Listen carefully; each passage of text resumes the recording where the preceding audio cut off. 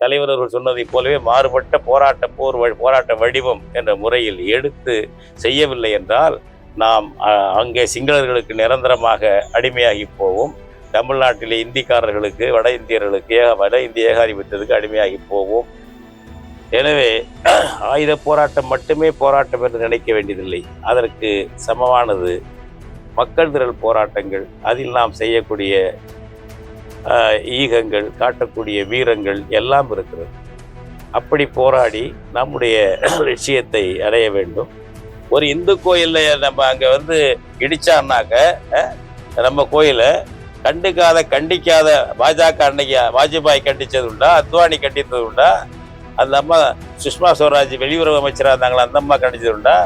நாம் இன்றைக்கு ஆயுதம் ஏந்தாத விடுதலை புலிகளாக செயல்பட வேண்டும். இதை தலைவர் பிரபாகரன் அவர்களே கடைசியாக பேசிய மாவீரர் நாள் உரையில் சொல்லியிருக்கிறார். தமிழீழ லட்சியத்தை எங்கள் காலத்தில் அடைய முடியாமல் கூட போகலாம். ஆனால் அந்த லட்சியத்தை அப்படியே அடுத்த தலைமுறைக்கு ஒப்படைப்போம். போராட்ட வடிவங்கள் மாறலாம், லட்சியம் மாறாது என்று தலைவர் பிரபாகரன் அவர்கள் சொன்னார். குறைந்தபட்சம் சமகால தேவை என்பதை உறுதியாக புரிந்து கொண்டு அதை பின்பற்றாமல் இருப்பது என்பதெல்லாம் மாவீரர்களின் முதுகுக்கு பின்னால் ஒளிந்து கொண்டு அவர்கள் புகழ் பாடி நம்மையும் வீரர்கள் போல் போலியாக காட்டிக்கொள்ளக்கூடிய ஒரு ஏற்பாடாகவே முடியும். இன்றைக்கு என்ன நிலைமை?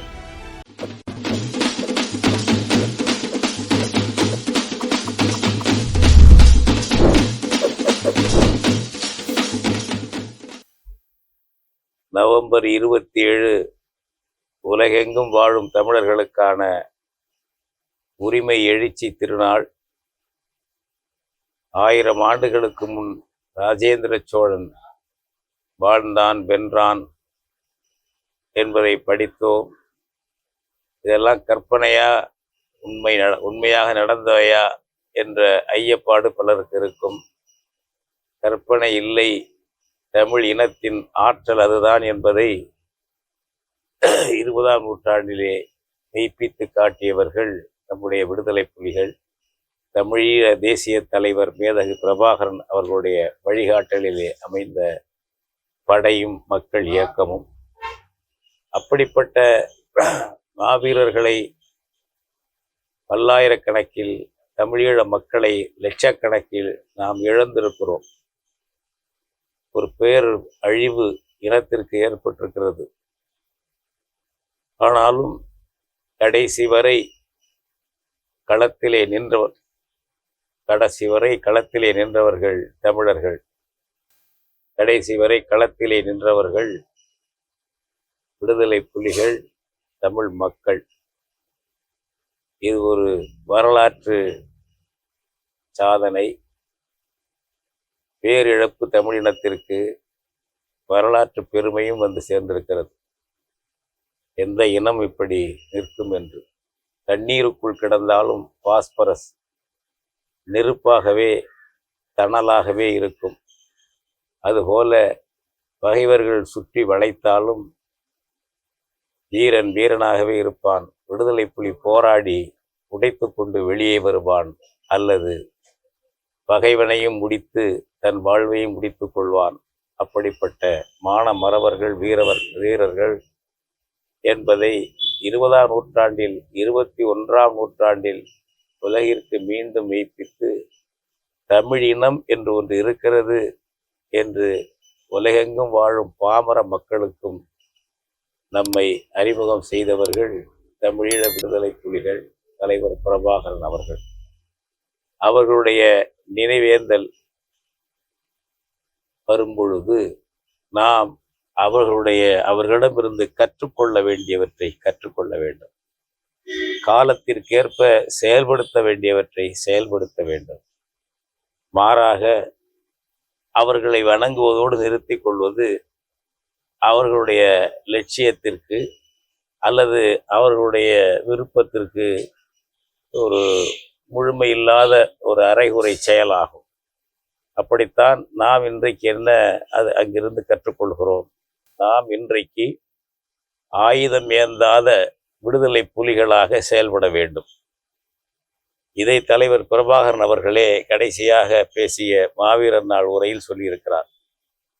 தமிழீழ லட்சியத்தை எங்கள் காலத்தில் அடைய முடியாமல் கூட போகலாம், ஆனால் அந்த லட்சியத்தை அப்படியே அடுத்த தலைமுறைக்கு ஒப்படைப்போம்.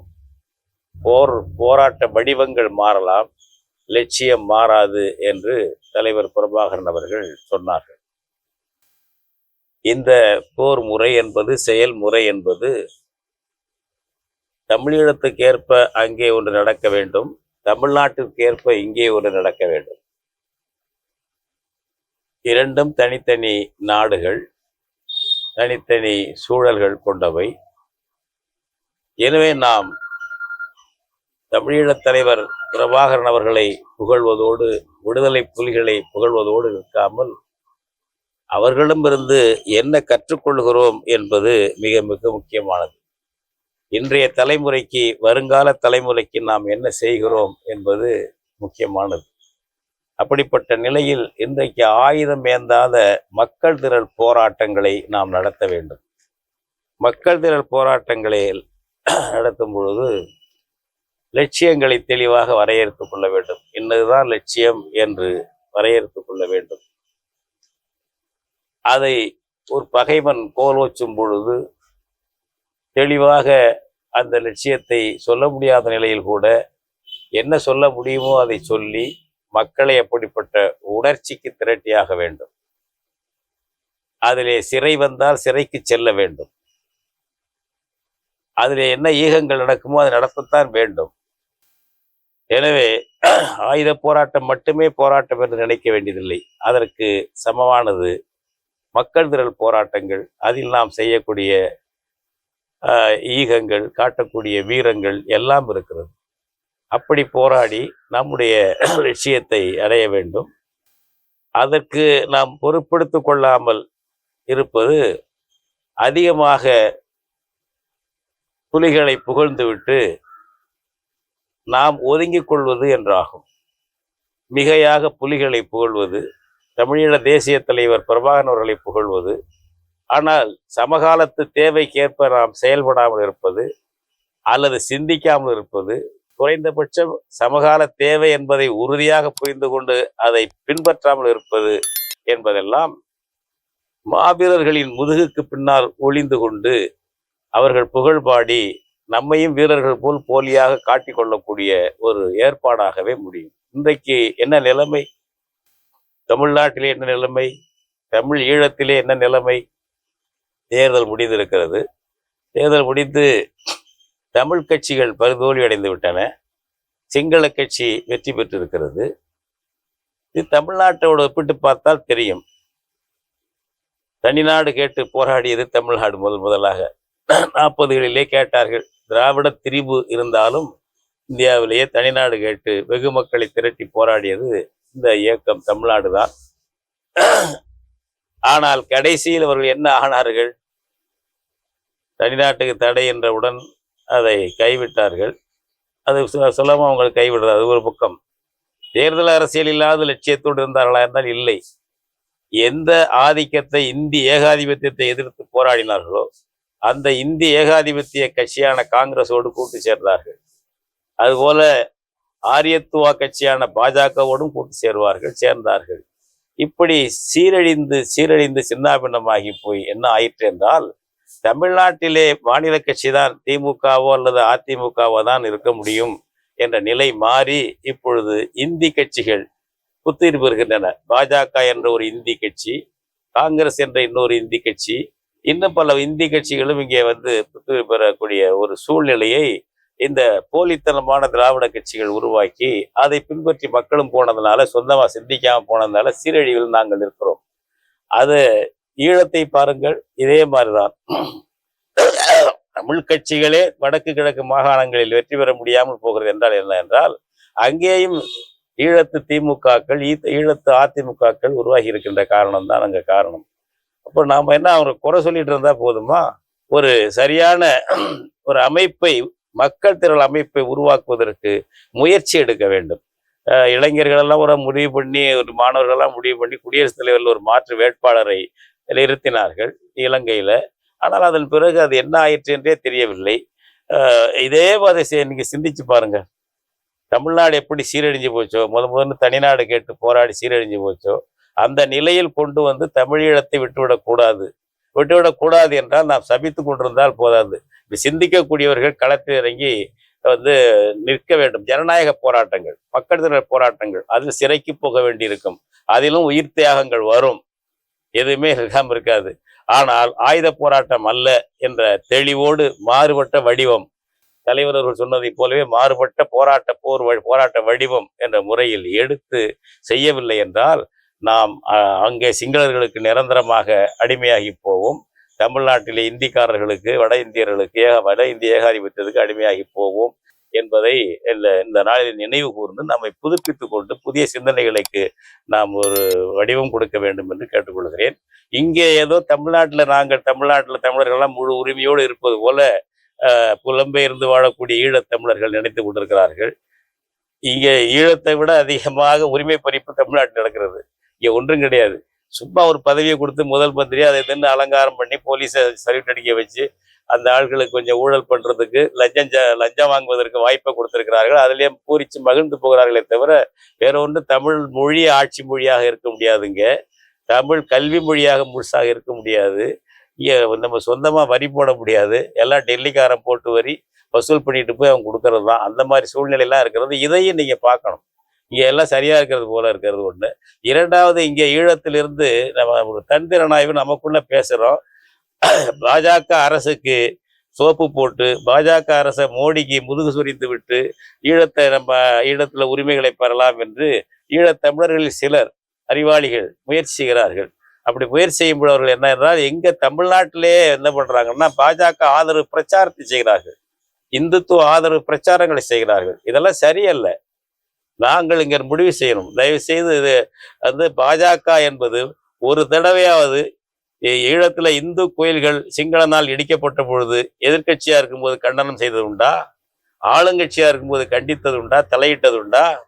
பாகிஸ்தானில இந்து கோயில் இடிக்கப்பட்டால் போர் புரிய தயாராவார்கள். பங்களாதேஷில இந்து கோயிலுக்கு அவமானம் என்றால் போர் புரிய தயாராகும் இந்தியா. ஆனால் நம்முடைய முருகன் கோயில், நம்முடைய யாழ்ப்பாண கோயில்கள், இந்து கோயில்கள், சைவ கோயில்கள், வைணவ கோயில்கள் எதா இருந்தாலும் சிங்களனால் இடிக்கப்பட்டால், தகர்க்கப்பட்டால், நம்முடைய தமிழ் கிறிஸ்துவர்களுடைய கிறிஸ்துவ ஆலயங்கள் தகர்க்கப்பட்டால் இந்தியா தலையிடாது. இந்தியாவில் உள்ள கட்சிகள் காங்கிரஸோ பாஜகவோ அவங்க ஆட்சியில் இருந்தாலும் இல்லை என்றாலும் அதை பற்றி ஒரு கண்டனம் தெரிவிக்க மாட்டார்கள். இதுவரை தெரிவித்ததே இல்லை. அதுபோல சிங்கள குடியேற்றங்களை அவர்கள் கண்டிக்க மாட்டார்கள். இதுவரைக்கும் இல்லாதவர்கள் இப்ப என்ன இந்துக்களுக்குன்னு நீங்க சொல்லி அவங்கள மாத்த போறீங்க? ஒரு இந்து கோயில்ல நம்ம அங்க இடிச்சான்னாக்க நம்ம கோயில கண்டிக்காத பாஜக அன்னைக்கு வாஜ்பாய் கண்டிச்சது உண்டா? அத்வானி கண்டித்தது உண்டா? அந்த அம்மா சுஷ்மா ஸ்வராஜ் வெளியுறவு அமைச்சராக இருந்தாங்களா, அந்த அம்மா கண்டிச்சது உண்டா? இப்ப ஜெய்சங்கர் கண்டிப்பாரா? மோடி கண்டிக்கிறாரா? என்ன நடக்குது? அதனால இந்து என்று சொல்லிவிட்டால் நம்மை ஆதரிப்பார்கள் என்று ஈழத்துல உள்ள சில இங்கேயே புலம்பெயர்ந்து வாழக்கூடிய நம்ம இனத்தை சேர்ந்தவர்கள் அது மாதிரி பேசுவது அது தமிழீழத்துக்கும் ஆகாதது, தமிழ்நாட்டுக்கும் ஆகாதது என்பதையும் நான் தெரிவித்துக் கொள்கிறேன்.